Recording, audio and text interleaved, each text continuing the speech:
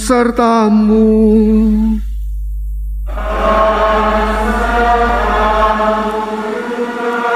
Inilah Injil Yesus Kristus menurut Yohanes.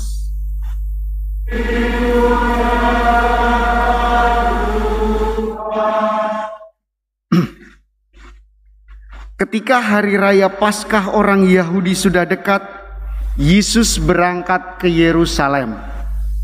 Di halaman bait suci didapatinya pedagang-pedagang lembu, domba dan merpati, serta penukar-penukar uang duduk di situ. Yesus membuat cambuk dari tali lalu mengusir mereka semua dari bait suci dengan semua domba dan lembu mereka. Uang para penukar dihamburkannya ke tanah dan meja-meja mereka dibalikkannya. Kepada pedagang-pedagang merpati ia berkata, "Ambil semuanya ini dari sini. Jangan kalian membuat rumah Bapakku menjadi tempat berjualan." Lalu teringatlah murid-murid Yesus bahwa ada tertulis, "Cinta untuk rumahmu akan menghanguskan aku." Tetapi para pemuka Yahudi menantang Yesus, katanya, "Tanda apakah yang dapat engkau tunjukkan kepada kami bahwa engkau berhak bertindak demikian?" Jawab Yesus kepada mereka, "Runtuhkanlah bait suci ini, dan dalam 3 hari aku akan mendirikannya kembali." Lalu kata orang Yahudi kepadanya, 46 tahun orang mendirikan bait suci ini, dan kau dapat membangunnya dalam 3 hari. Tetapi yang dimaksudkan Yesus dengan bait suci adalah tubuhnya sendiri.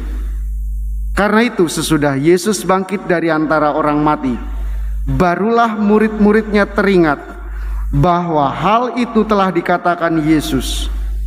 Maka mereka pun percaya akan kitab suci dan akan perkataan yang telah diucapkan Yesus. Sementara Yesus tinggal di Yerusalem selama hari raya Paskah, banyak orang percaya dalam namanya karena mereka telah melihat tanda-tanda mukjizat yang diadakannya. Tetapi Yesus sendiri tidak mempercayakan dirinya kepada mereka karena ia mengenal semua manusia, dan karena tidak perlu seorang pun bersaksi kepadanya tentang manusia, sebab ia tahu apa yang ada di dalam hati manusia. Demikianlah Injil Tuhan.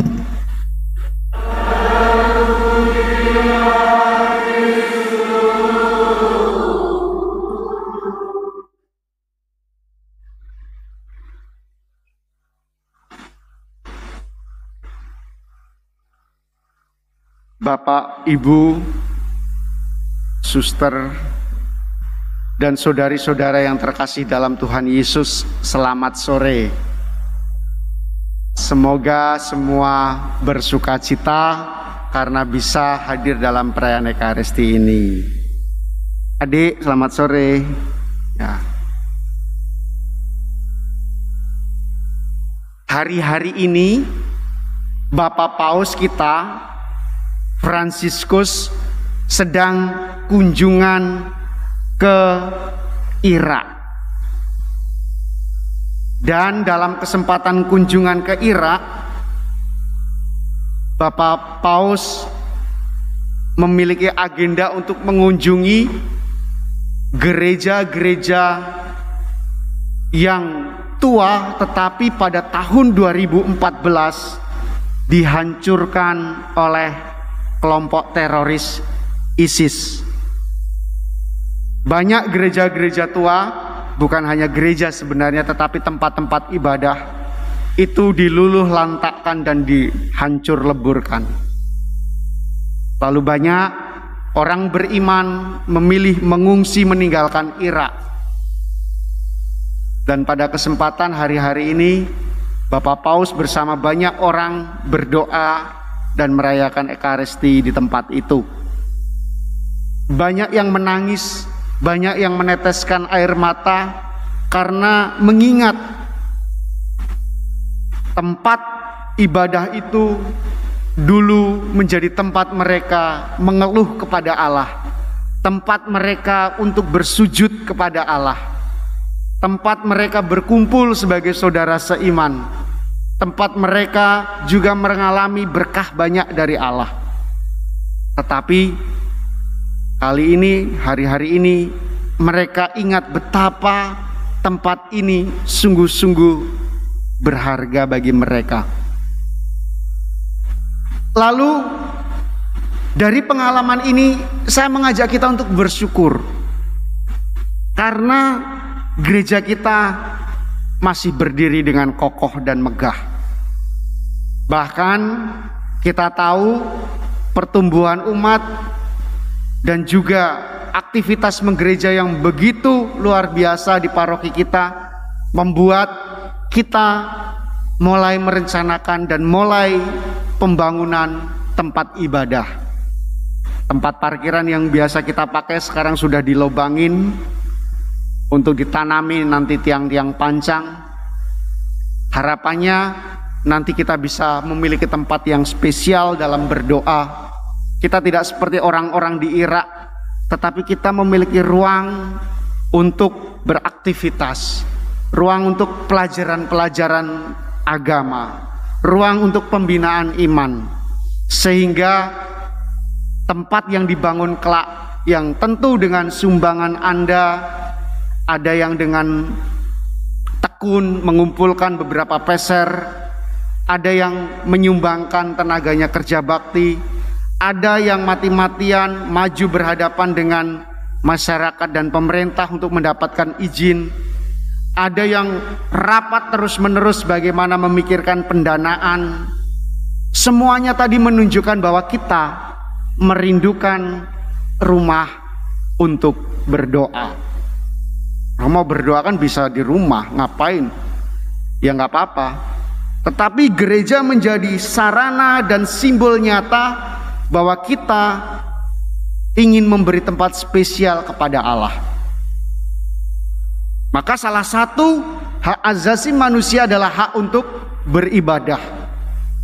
Ketika banyak bangunan dihancurkan, banyak bangunan ibadah dirusak, menjadi tanda bahwa hak kita untuk memuliakan Allah itu terancam. Dan kita bersyukur bahwa kita mendapat kesempatan membangun tempat itu. Maka teruslah berdoa supaya pembangunan berjalan lancar untuk gereja kita, supaya dana tetap mengalir di masa-masa sulit ini. Karena di sanalah nanti anak-anak kita akan menikah. Karena di sanalah nanti kita akan melihat cucu-cucu kita dibaptis. Karena di sanalah nanti kita akan melihat bagaimana kita bernyanyi seperti kelompok kor ini, memuliakan Tuhan. Karena di sanalah kita mengalami sungguh penyembuhan, berkah yang melimpah. Itu tentu akan membawa berkah bagi kita. Dan Tuhan Yesus dalam bacaan yang kita dengarkan tadi mengingatkan kita betapa Ia mengasihi rumah Allah, bait suci, bahwa Dia mengasihi tempat ini. Maka Tuhan Yesus bukan hanya sedih, tapi tidak terima dan marah sampai membuat cambuk dari tali untuk mengusir orang-orang yang tidak menggunakan tempat ibadah atau gereja atau bait Allah sebagai sarana untuk mengalami kasih Allah. Ternyata Tuhan Yesus menemukan di sekitar bait Allah ada orang-orang yang tidak menggunakan gereja atau bait Allah pada waktu itu sebagai tempat untuk memuliakan Allah, tetapi mencari keuntungan. Ternyata ada orang-orang yang justru menyebarkan hal-hal buruk di sekitar umat Allah sendiri di lingkungan gereja. Maka Tuhan Yesus tidak terima. Ternyata ada yang memiliki agenda pribadi supaya mengeruk keuntungan dari tempat ibadah. Maka Tuhan Yesus marah. Dan tadi dikatakan Dia sampai menjungkir balikkan tempat tukar uang, money changer itu.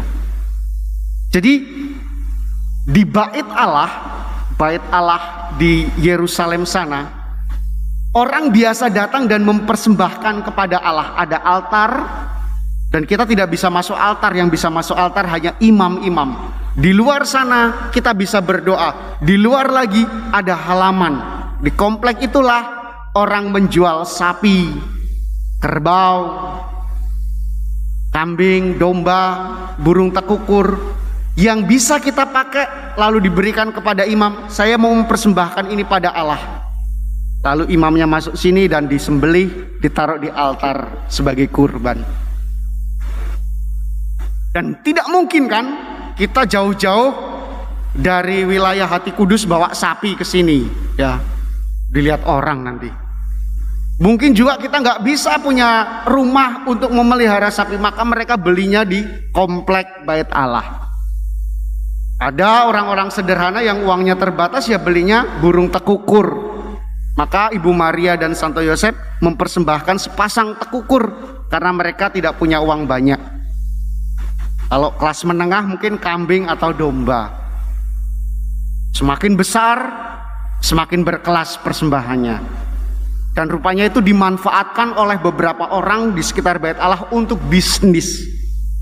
Dan Tuhan melihat itu, maka Dia tidak mengizinkan itu terjadi. Tuhan mengatakan, Dia sampai mengetahui tentang isi hati manusia. Jadi Tuhan sangat tahu siapa yang datang ke tempat ibadah itu. Ia tidak memerlukan kesaksian kepadanya tentang manusia, sebab Ia tahu apa yang terjadi dalam hati manusia. Maka Tuhan Yesus itu bisa memfilter. Ini orang datang untuk berdoa, ini orang datang untuk melakukan tugas liturgi, ini orang datang karena disuruh orang tuanya, oh ini orang datang karena dia ada bisnis dengan teman kencan, nanti janjian setelah misa. Tuhan tahu, Tuhan mengecek hati kita. Dan hal yang menyakitkan Tuhan tentu ketika kita datang ke rumahnya, tetapi kita bukan untuk Dia. Kita bayangkan saja, kita sudah berjuang mati-matian mendirikan tempat ibadah. Sampai-sampai mungkin ada yang mengorbankan tanahnya. Sampai-sampai di stasi-stasi itu ada keluarga-keluarga yang memberikan tanahnya supaya dipakai untuk berkumpul beribadah. Tetapi ketika itu sudah diberikan, kita tidak memanfaatkan dengan baik. Datang ke gereja, belum ada 30 menit sudah pantatnya ada cacingnya. Goyang sana, goyang sini. Baru 45 menit pikirannya sudah melayang. Kuitiau di belakang Bratanata sana. Aromanya sudah sampai sini. Kalau sore kayak gini ini kan jos ini. Gitu ya. Kita membangun susah payah, tetapi ketika kita menggunakannya kita ingin cepat-cepat meninggalkannya. Lucu ya. Kita membangun susah payah sampai ditarik iuran. Pak Lontong belum bayar iuran untuk pembangunan gereja, sampai berantem kadang ya. Setelah gerejanya jadi, Pak Lontongnya yang sudah rutin iuran malah nggak ke gereja. Kita sudah mengorbankan banyak, tetapi ketika semua itu sudah ada, kita tidak menggunakannya. Betapa malangnya kita. Sementara banyak orang sedih menantikan tempat ibadah bisa berdiri, dan kita yang sudah punya tempat ibadah enggan untuk mengunjunginya, enggan untuk duduk dan berdoa di sana, enggan untuk terlibat merawatnya, enggan bahkan tidak mau kumpul di tempat itu. Maka hari ini Tuhan Yesus mengundang kita sekalian, ayo bersihkan hatimu. Kamu sudah punya tempat untuk bersyukur, punya tempat untuk memuliakan Allah. Pakailah itu. Jadikanlah itu sarana bagimu untuk menyucikan dirimu dari hari ke hari. Bawalah perjuanganmu dari luar gerbang itu. Berikan pada Tuhan supaya Tuhan sucikan itu. Dan ketika Tuhan memberkatinya, pulanglah nanti dengan membawa berkat itu. Maka kan kita seperti datang menerima berkat, keluar kita bawa dari berkat Allah tadi itu. Itu suatu yang sungguh agung. Maka saya mengajak kita sekalian untuk mensyukuri tempat ini, rumah ini, kesempatan ini untuk sungguh-sungguh memuliakan Allah. Kemuliaan kepada Bapa dan Putra dan Roh Kudus,